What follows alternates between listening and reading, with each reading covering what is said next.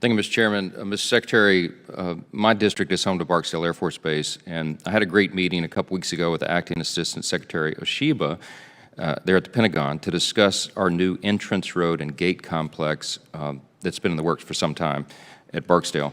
Just last week, my office was informed that the Air Force plans to award the contract for that project by the end of next month, May. Can you confirm that timeline for the contract award? That's my understanding also. Very good.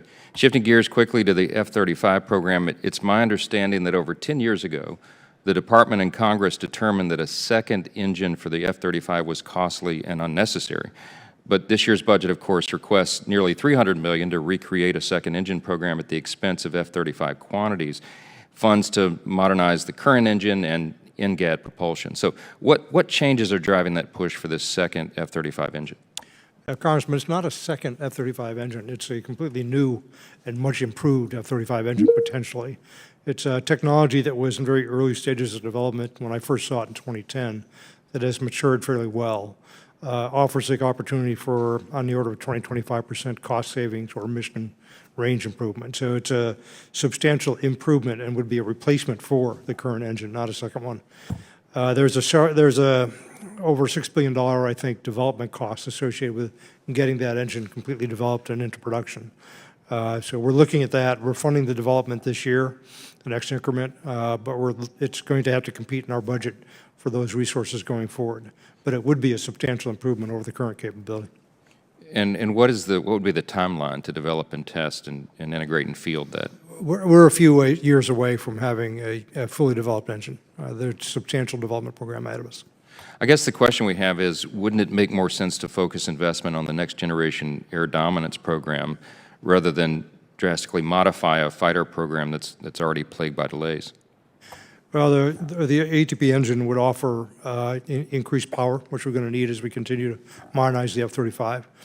The F-35 is going to be the cornerstone of our fleet. We're going to have, a very large inventory of F-35s. So the fuel savings that we could accomplish through that engine would be a significant payoff. So again, it's a cost-benefit analysis. There's some good operational reasons to do it. There are also some good reasons from the point of view of climate change to do it, and just from operational efficiency, energy efficiency to do it. But again, it's going to have to compete with other things in our budget going forward.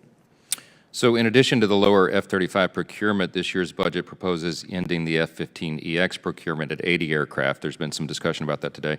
As a result, it seems likely that some units around the country and overseas that operate under the older F-15C and D models are just not going to get replacement aircraft. Is that an accurate assessment? And if so, what's the plan for all those airmen? We were talking about the fighter mix earlier, and we're also talking about other missions that are coming into existence, cyber missions, for example, information warfare missions.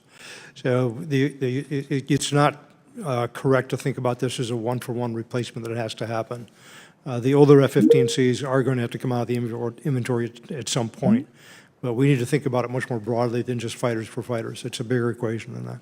But the commitment is, or I guess the focus would be not to have idle airmen, right? They will have something to do, right? Yes. That's our intention, yes. Got it. Okay. I yield back. Thank you.